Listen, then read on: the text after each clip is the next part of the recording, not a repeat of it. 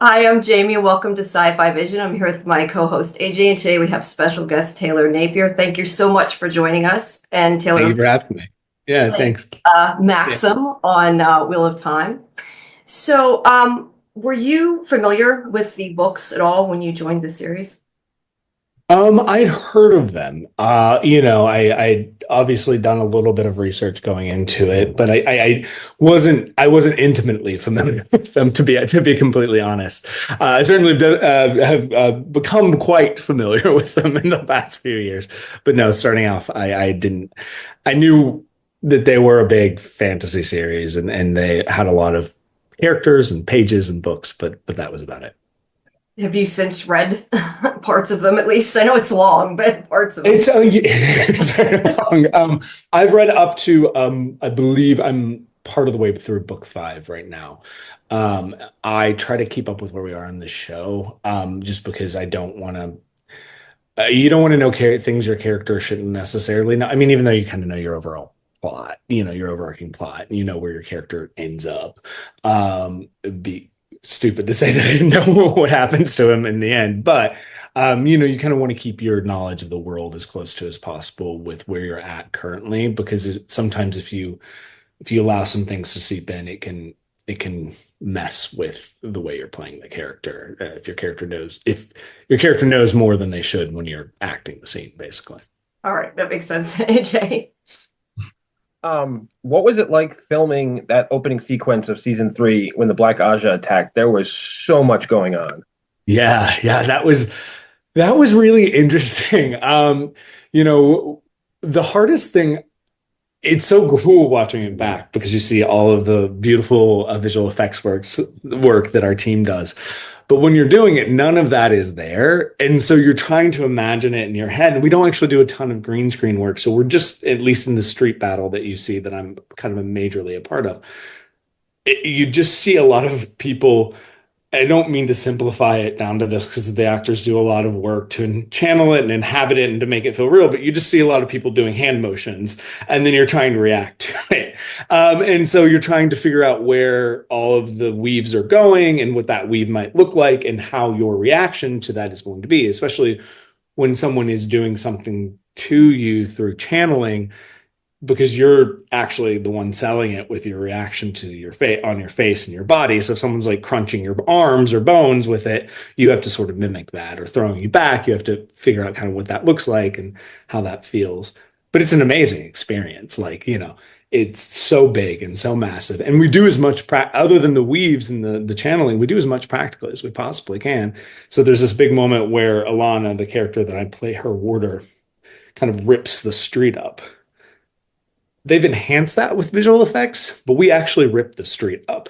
So as she went like this, and they had a big mechanism that pulled all of those blocks. They were styrofoam, obviously, but they pulled all of those blocks through the street, and it was so cool to see. I mean, the whole show is just such a massive production, and there's so much work that goes into it, and to see kind of all of these different ideas to make these things look cool on screen and to make them work is amazing.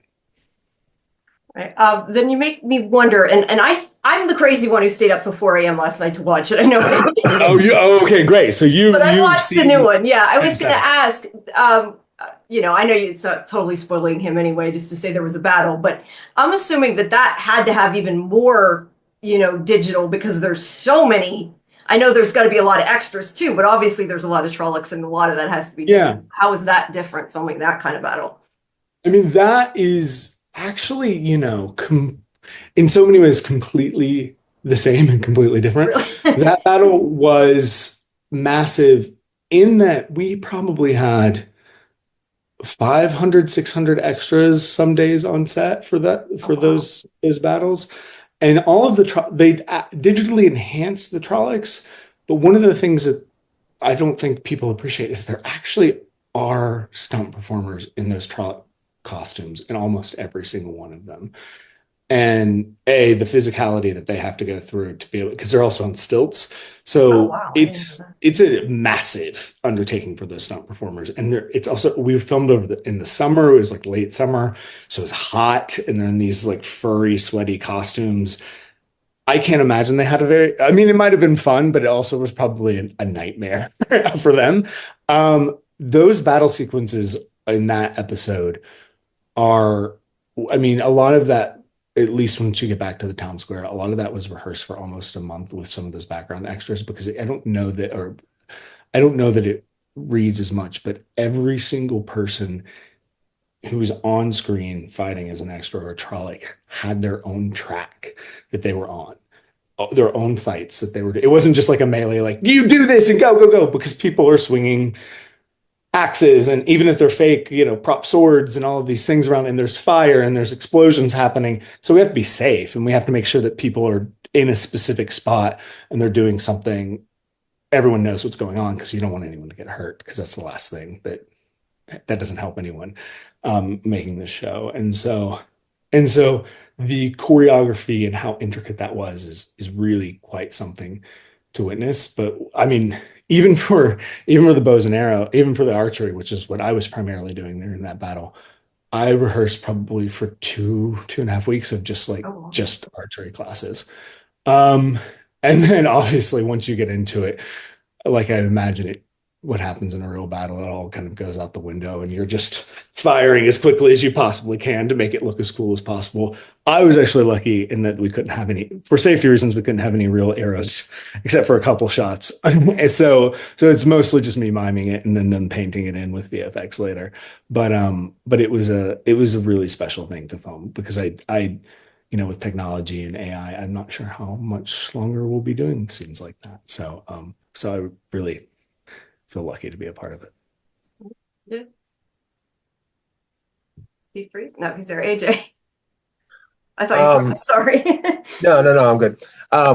You guys have such a large ensemble cast. What's the atmosphere like on set? I mean, you've got like there's four different groups of people right now, kind of in the show, filming and everything. So it's like you guys like all go different days. You don't really see everybody, or what's it like? Um, we're an interesting show in that we don't we do we don't really crossboard. Crossboard is like what they did in Game of Thrones, where they film all of the episodes in one location, all of the scenes in one location for the entire season, and they go to another location. We still film by episode, and so a lot of us are there the entire time, which makes it really kind of a fun summer camp experience, especially when everyone's in Prague. You just get to know everyone really, really well. So, I mean, I spent probably 60 to 75% of the last 6 years in Prague filming this show. And so I count the cast members as some of my closest friends, to be honest. We all hung out yesterday at a pub in London for 4 or 5 hours because someone was leaving on the trip for 2 or 3 months. And so we're a very close group to be frank. And it is like a family. We've been through a lot of like world events together, from COVID to strikes to, I mean, when we were in Prague and the war in Ukraine broke out. We've just been through a lot together. And so I think, there's some real bonding there. What part of Maxim do you connect the easiest with, and what part do you have difficulty connecting with, if any? I think with Maxim's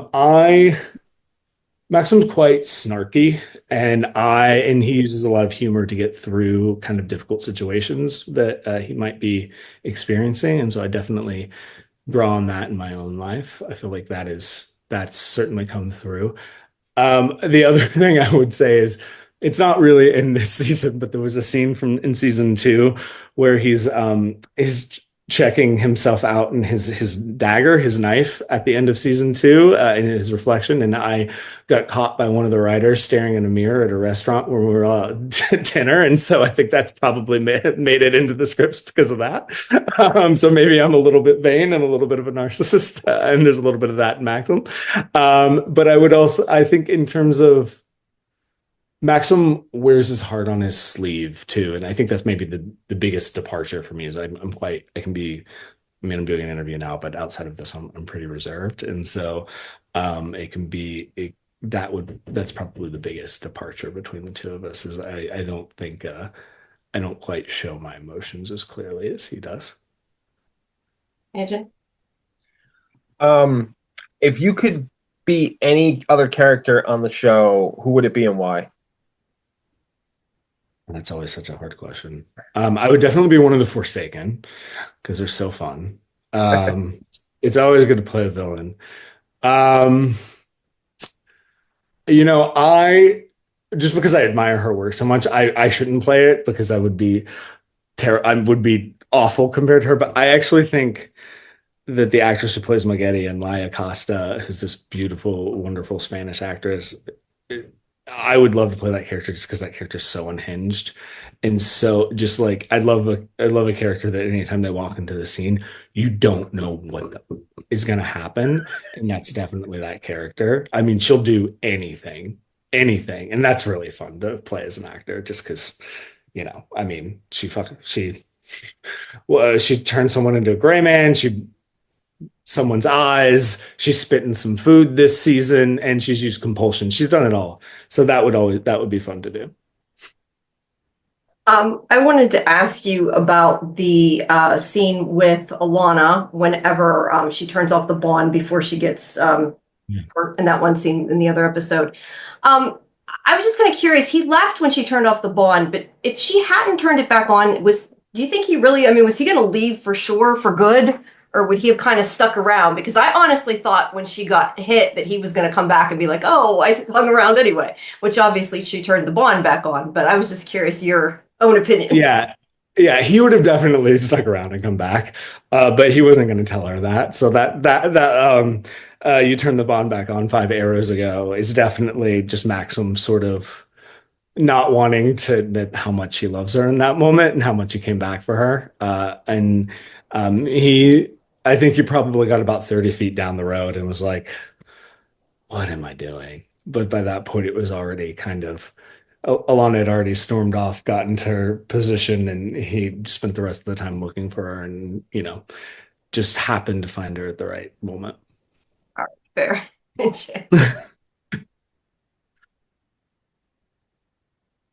You're muted, AJ. AJ, you're muted. Whoops. I forgot I was muted. How did you first get into acting? Like, what was your first role and first experience? Um, my first role was if we're going way far back, I was 5 years old and in kindergarten, and I did a Christmas play about chimney sweeps, and my character's name was Shingles. That was the first role.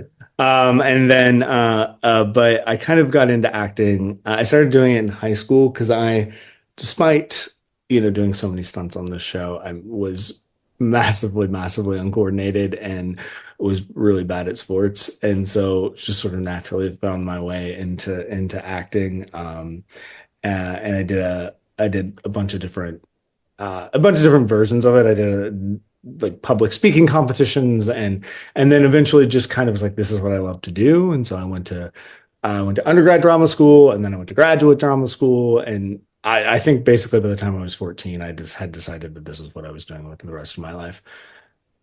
Internally, it's taken my brain a little bit, physically a little bit longer to catch up.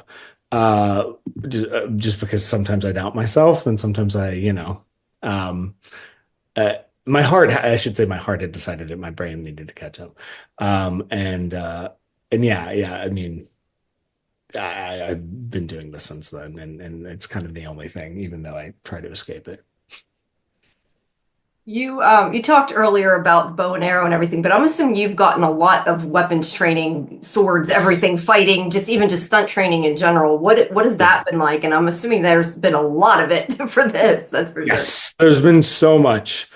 We have this amazing stunt team, and they're relentless. And so if I'm not filming, I'm pretty much in stunt rehearsals every day, some variety of them. And so, and the writers love to do this thing, I guess, because the warders are really supposed to be jack of all trades. Yet Lan really only uses a sword. I'm just gonna put that out there. Maxim has used a spear, a bow and arrow, these two daggers, two different types of swords, all this season. So, it's a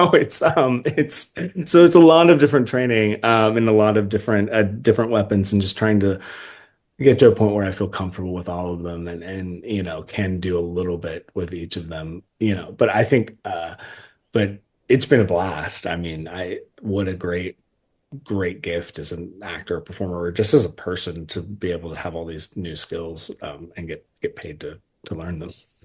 Because you have done that though, have you ever gotten hurt doing one of the fights? Yes. Oh, you have? Yeah, yeah. Several times. In the fight where I come back and rescue Alana, um, you can see it actually. I got hit in rehearsal. I was late and missed a block, and one of the guy's swords just came and hit me right here. And I had so much blood makeup on, and it really, really hurt, but I thought I was fine. I had so much blood makeup on that that no one could really tell until they went to do continuity between that and the last shot, and they noticed that there was just blood, so much more blood on this side of my face. And so I had a gash about that big on this side of my face that no one could really tell because it was night and there was so much blood on my face already. And so that took a couple weeks to heal. And then in that same fight, I do kind of a front roll off of a boulder, and I definitely pulled a couple little muscles there, and it had a few days of intense pain and not being able to walk afterwards. So yeah, it's definitely been a process. You made me wonder though when you said that, like I'm assuming a lot of that is more from like moving fast and everything, because what are they actually made out of? I'm guessing it can't be rubber, obviously, if you're hitting them back and forth. It's not rubber. Are those the swords that we use? It depends on where the camera is. We change out swords, but most of the time we're using wooden swords. So even if they come at you pretty fast, Yeah, it would still hurt. They still pretty fast. Yeah. I know. Yeah. Go ahead, AJ. Do you have anything coming up that you're going to be in the near future? Yeah. I just finished. It's just a little, like a couple episode little thing, but I did a new Amazon Prime show with Hannah Waddingham and Octavia Spencer that's going to come out. I'm not sure when it's coming out. I think they're just finishing up filming now. So I've got a bit in that probably at the end of the year, beginning of next year. I have this audio drama series, which sounds it's actually it's a really kind of a big production. It's about Apollo 11. John Lithgow's in it and a few other people. So that'll be fun to listen to on your way to work or at the gym or something like that. It's about Buzz Lightyear and Buzz Aldrin. It's about Buzz Aldrin.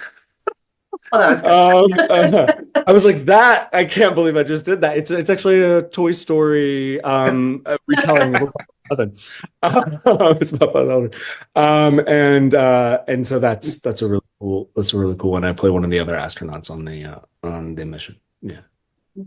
What's something you'd still like to do? Like, what's your ultimate dream role if you could create any role for yourself? Any role. I would love to do some more stage work. I'd love to do some Tennessee Williams, some Cat on a Hot Tin Roof. Or if we're talking about just like creating a role, I kind of would just love to play like a badass spy. I love a good spy drama or spy even comedy. Yeah, I'd love to do, but something fun still, like not quite James Bond, but James Bondy. James Bond adjacent. Yeah, James Bond. Basically, James Bond. Yes. All right, AJ. What can you kind of tease without spoiling about the rest of the season for us to look forward to? Well, if you haven't seen the episode that just came out, it's a big, big, amazing battles episode. To me, it's kind of like what you watch fantasy TV for. I think we've had some really cool episodes this season so far that are heady and different and stuff that only Wheel of Time can kind of do. This episode is just a big badass battle, and it is fun and it is exciting and exhilarating, but also incredibly emotional because that's also something we do pretty well. In terms of the end of the season, there's a lot going on and there's a lot we're fitting into the finale, and just expect some emotional punches. Just some. It is a. I think both of the episodes, depending on where you're at, but episode 7 and episode 8 pack a real emotional punch. And I think both might leave you crying if you're a sensitive type of person. Yeah, I teared up a few times, although I cry at everything, so I don't know that I'm the Yeah. best judge of that. But I wanted to ask you though, you did get to sort of, I guess the best way to say it's direct part of the battle and kind of teach some of the people there. Yeah. What was that like? Because that was a different side we got to kind of see. Yeah, yeah. No, well, I think the fun thing about for Maxim in episode 7 is, you sort of have seen it's the first time I think you see that character outside of um other than maybe there was a scene with Nynaeve in season 2, but I think it's the first time you see that character outside of his relationship with Alana this season. That's not like a battle sequence or something like that. And so you kind of get to see how he's perceived and how he reacts when he's in a leadership position or when he's around people who, when it's not the Aes Sedai or people he's close to or people he knows super well. So I think that's fun. It was fun. It was fun getting to shout orders and commands and tell people what to do. It's never a bad time as an actor. And honestly, there's this wonderful actor who's based out of Prague who plays Sinbui on the show, who's one of the Two Rivers Town folks. His name's Gregory Gunson, and he is so funny and so lovely. And was so fun to work with on that episode. And he just made everything such a joy. So that was really fun to shoot with him too. All right, AJ. Um, there's lots of fighting and deaths on this show. What's it like when you're not going to be working with an actor or actress anymore? You guys have like a big party for them to send them off, Yeah. or It's always very sad, when anyone hasn't seen the first episode of season 3, close your ears now, but when the actor who played Amon died, um,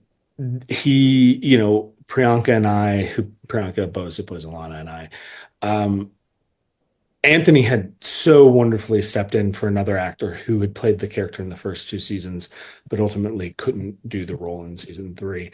And he did such a great job. He came in. We'd actually shot a lot and rehearsed a lot with him because we rehearsed those battle sequences so much that we all took a vacation to Greece together. We went to one of the Greek islands because we're shooting Prague, so the Greek islands are pretty Yeah. close. And so we just took him just to say thank you for being so lovely. A few of us got a house in Greece and just had a weekend off and had fun. So because we all do get so close and because we all do live in Prague while we're filming this, when someone does leave the show, it does feel like you're losing a family member a little bit. So it's always emotional. And so we always do something, whether it be a big dinner or something like that. It's always a sad time. Speaking of emotional, you do film, like we said, obviously a lot of the fighting and all that kind of stuff, but which do you enjoy more, because obviously you go through a lot of grief this season after he's gone. So I don't know, which do you enjoy more and which do you find harder, the more emotional or the action fun stuff? Ooh. Um, well, they are both hard and fun in different ways. I feel more comfortable with the more emotional scenes because that's, I've been acting for a while, and so that just feels like, okay, I know how to do this, and it feels very easy. So when going into a fight sequence or going into a battle sequence or an action sequence with the stunts, even though I've been doing them for a while, there's a lot you're having to think about in your head of also being truthful to the character and playing the scene while also not fucking up the stunt, for lack of a better way to put it. You want to make sure that it goes well. And so those can be quite terrifying because you're doing so many different tracks in your head at the same time. But when they go well, they're really fun and you feel really cool afterwards. So I have to say both in some ways. I'm greedy, so I'm sorry. Okay. Talk about the costumes and how much that affects, I guess, moving for one thing, but also Yeah. just how much it adds to being able to get into character. Yeah, I mean, again, it kind of speaks to our crew, Sharon, who does our costumes, who's a genius.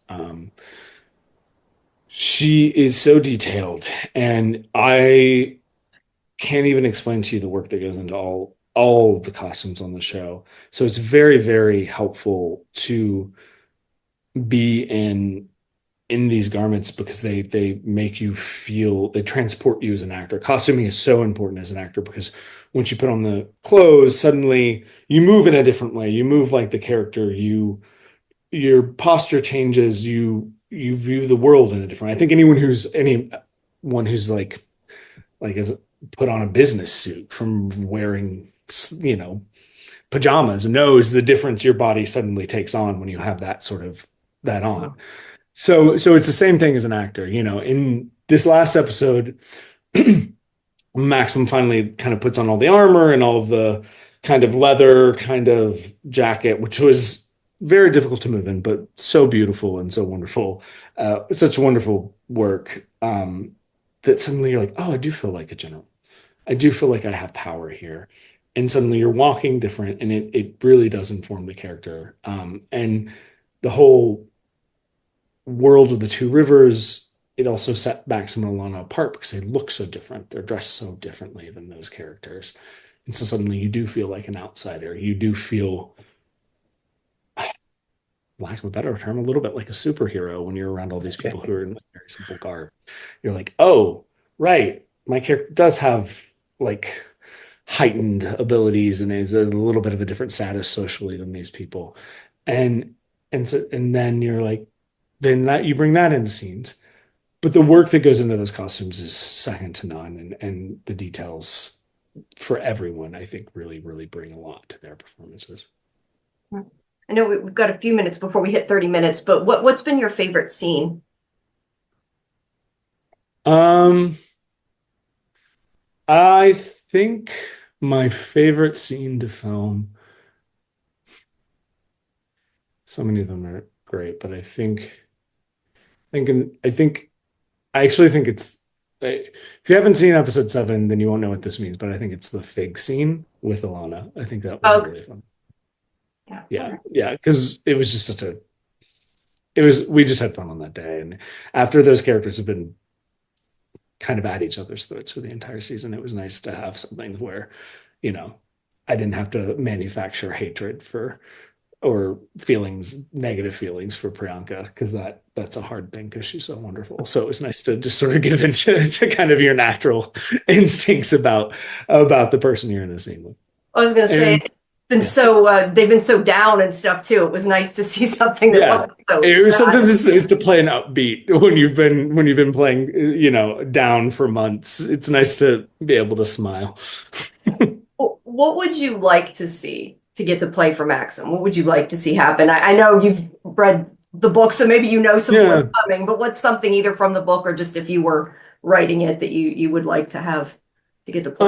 You know, I would like I think we start to get into it a little bit this season with him, but and I think we've made him a lot more layered and a lot more complex. And I think he just is starting to step into his responsibilities, and I kind of call season 3, for lack of a better term, his like adolescence season. I mean, he's gone through a terrible grief, but he is sort of reacting to this change a bit like a moody teenager, and he's wanting to wallow in that grief a little bit. And it's nice for him as the season ends to realize that he needs to take an active role. He can't just be this passive kind of, all these crazy things are happening around me, but my life's pretty great because I've got the two people I love, and that's it. And like, we'll have fun and do whatever. And we just don't need to get involved. Suddenly he's getting involved.